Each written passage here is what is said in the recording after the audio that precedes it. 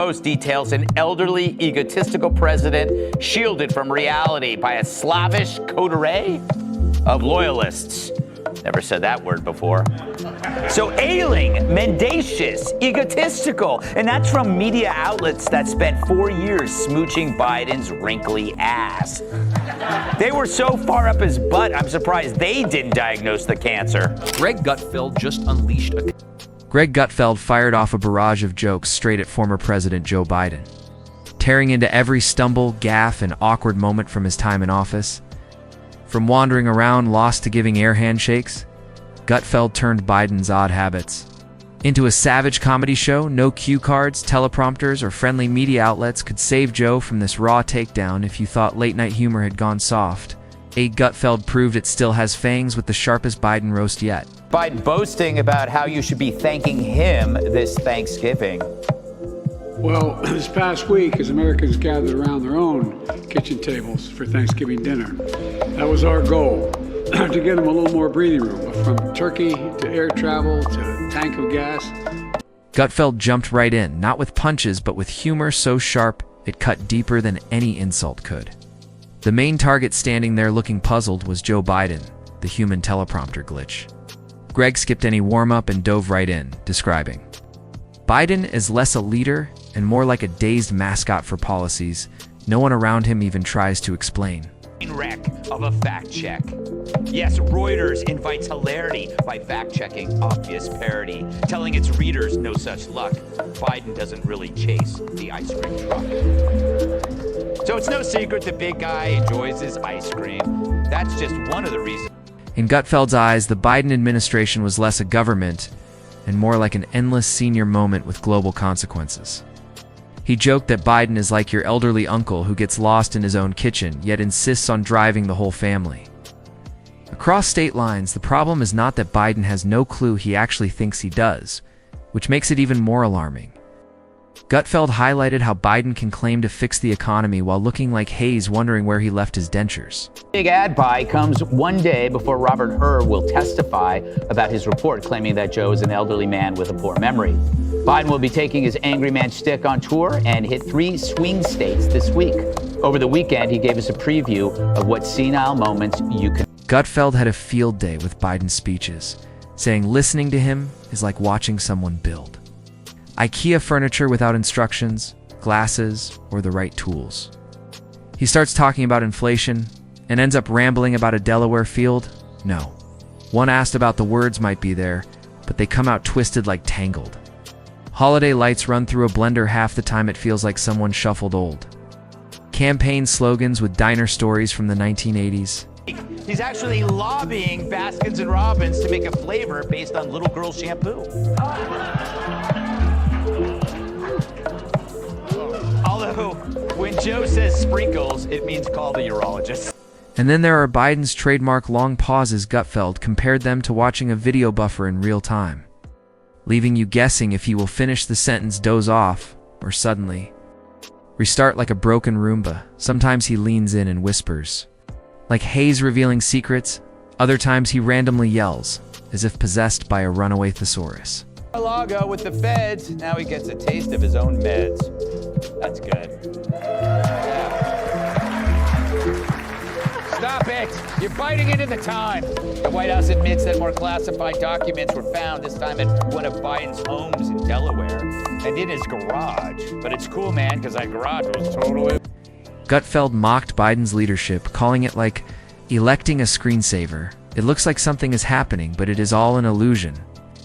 He described Biden as the president of confusion, whose biggest threat is not foreign enemies, but forgetting what room he is in. Biden acts like someone who walks into the kitchen and forgets why. But Hayes, signing laws and making big speeches? Greg joked that under Biden, people need loans to buy groceries, and when Biden claims the economy is thriving, it is like a magician insisting the rabbit is still in the hat even as it hops away. Gutfeld also poked fun at Biden's habit of confusing sympathy with solutions. Acting like nodding and squinting is the same as fixing problems. This is for you. Send me to Congress so I can support this right, and I promise you, we take back Congress, we will restore Roe v. Wade as the law of the land. Biden could show America his razor-sharp mind by debating Donald Trump, but so far, he refuses to commit. Mr. President, will you commit to a debate with former President Trump? It depends on it. Gutfeld said Biden's answers to crime, border chaos, and school failures are vague, poetic lines at town halls before he wanders off like a lost parent at a festival. He joked that putting Biden in charge is like trusting a lava lamp to run the power. Grit, it glows and looks nice, but does nothing useful. He called out Biden's habits of shaking hands with invisible people and freezing. Mid-sentence, like someone pressed pause on the remote, Greg said, "We are one press conference away from Biden mistaking a houseplant for a world." Leader, he called it less leadership and more a taxpayer-funded sequel to Weekend at Bernie's, with the real work being the crisis team. Cleaning up every time Biden goes off script, which is basically always. Sweet treat is perfect for cooling down after a long, hot, sweaty day of aimlessly drifting around the White House like a tumbleweed.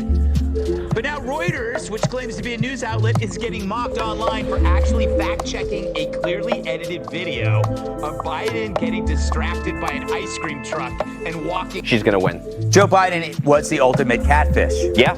We were all online being told, oh, this is a congenial centrist. Yeah, swipe right. I don't know how to do these dating apps. Yeah. But anyway, then you find out it's not him at all, but some guy in a bathrobe smoking meth. Yeah. God, how many times has that happened? On foreign policy, Gutfeld roasted Biden as the guy trying to calm hostile nations with bedtime stories. Whether Hayes dealing with enemies or tricky deals, Biden comes off like a substitute teacher. Half asleep without a lesson plan, Greg said other. Countries do not fear Biden. They watch him like a reality show, waiting for someone to step in while he nods off. He described the border crisis as the ultimate vanishing act, not because it is solved, but because Biden pretends it does not exist, even as it unfolds on Live TV. Greg joked that for Biden's security is more of a mood than a plan. The borders stay open, the consequences are real, and Biden is somewhere sipping oatmeal through a paper straw while an aide nods nearby. Meanwhile, Americans are left staring at their electric bills like a game show they never signed up for. Guess the price, pay double, and pray the lights stay on. Barabee, thank you for joining us as well.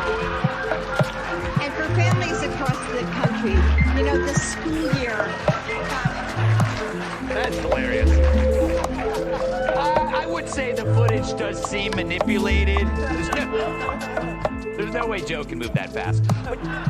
But give him a break, he's got oil cancer. Then Gutfeld took on Biden's endless attempts at image makeovers, saying trying to fix. Joe's image is like trying to polish a cloud sometimes. They put him in sunglasses like that, erases the slip-ups, stumbles, and bad calls. Greg joked that if awkward jogs and cool shades solved big issues, Biden would be a founding father. Instead, he just looks like he wandered out of a retirement home looking for a jazz concert. He slammed Biden's student loan promises, calling them economic cosplay. One day he plays the hero, the next day the courts shut him down. Meanwhile, he acts like a magical money fairy is on the way. Gutfeld laughed that Biden's economic plans are like playing Monopoly after forgetting he already mortgaged Boardwalk and cannot remember what the thimble means, he said. For decades in politics just means watching while others do the actual work.